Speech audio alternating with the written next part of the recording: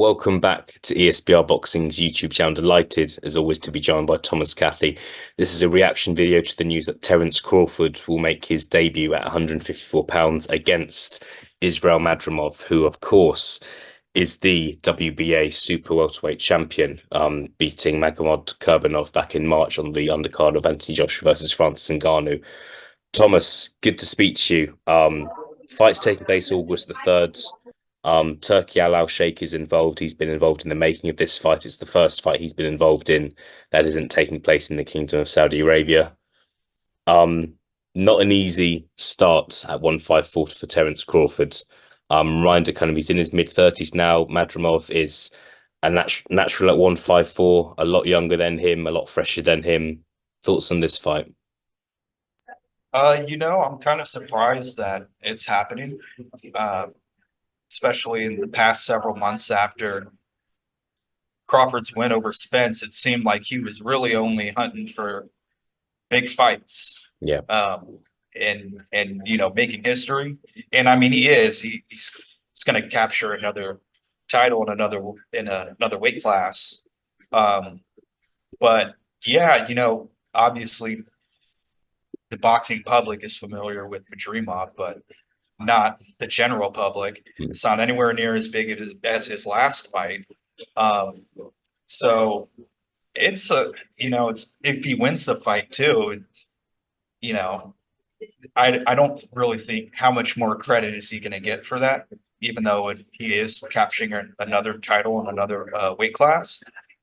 But anyway, yeah. That being said, Madrimov, like you said, natural 154 and tough out. It's a skilled fighter, limited experience in the pros, but tremendous amateur experience.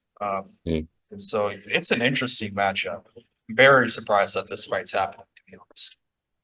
Yeah, for sure. I think if you had said when Crawford beat Errol Spence last year, his next fight would be exactly a year later, and it would be against Israil Madrimov, I don't think anyone would have believed you. We were kind of thought that the Spence rematch was going to happen. There was talk of possibly a fight against Canelo, which obviously would have been crazy.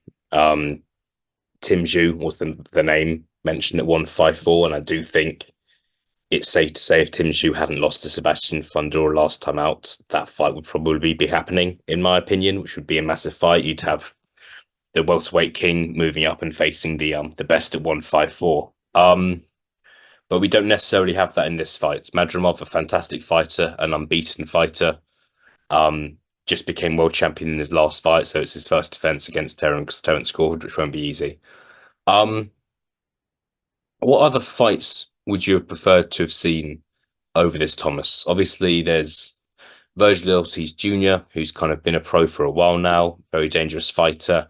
He obviously doesn't have a world title belt. There's Sebastian Fundora, who obviously had it was a tough bloody fight against Tim Zhu last time out. We don't know when he's next going to be in a ring. Jamel Charlo, who obviously was against Canelo last time out, is still around. We don't know what's happening with him next. So there's a lot of ifs and buts in the division. Are there any kind of fights out there that speak to you in terms of fights you'd rather see than this one? Me personally, I would have liked to have seen him stick around for one more fight at 147 and fight Boots. But that's just me, But at 154, I don't even really think it's a matter. I would have seen him fight. I think the right thing to do would be for him to fight Fundora. Yeah. But I think just given boxing politics, and just the style matchup and the physicality, it just Fundora's 6'5" and is a southpaw. That's a rough matchup going for your first fight at 154. So that being said, I don't really think that I like the Madrimov matchup. I just think it's a matter of whether or not the general public is going to be a fan of it when, he seemed to have so much momentum coming off of that big Errol Spence fight. And you'd think maybe he was going to try to tackle Canelo or something like that. And so I'm just, it will be interesting to see how this fight sells. Yeah, for sure, for sure. I've still got plenty of time to build this one up. It's obviously we're in what late April now, and the fight's not happening until August the 3rd. Got one final question, Thomas. Terence Crawford, 36 now.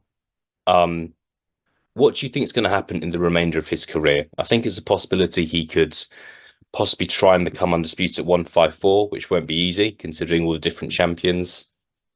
Um, he might try and have a big fight at 160, maybe 168, maybe not, just because he's not that big a guy. Obviously, he started his career at lightweight. What do you see happening in the remainder of Terence Crawford's career? If you consider his age and what he's achieved, what do you think we can expect? I think that just judging by his decision to fight Madrimov for the WBA belt, I think he's going to try to stay at 154 and unify that division, and then probably call it. Okay. But obviously he said that he wants that Canelo matchup, so we'll see. Maybe that will come to fruition. If, assuming that you know, just depends on what Canelo's got going on, I guess, Yeah. and whether or not he wants to fight. And he's got a fight coming up against Munguia, so uh, we'll see if that ever happens. But yeah, I think Terence Crawford probably looks to stay at 154 and unify that division. Be unified champion, undisputed champion in 3 consecutive weight classes.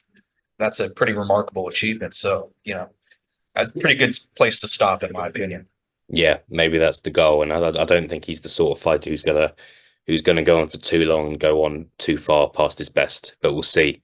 Terence Crawford versus Israil Madrimov taking place in Los Angeles on April the 3rd. Thomas, thank you very much for joining me, and I will speak to you again soon.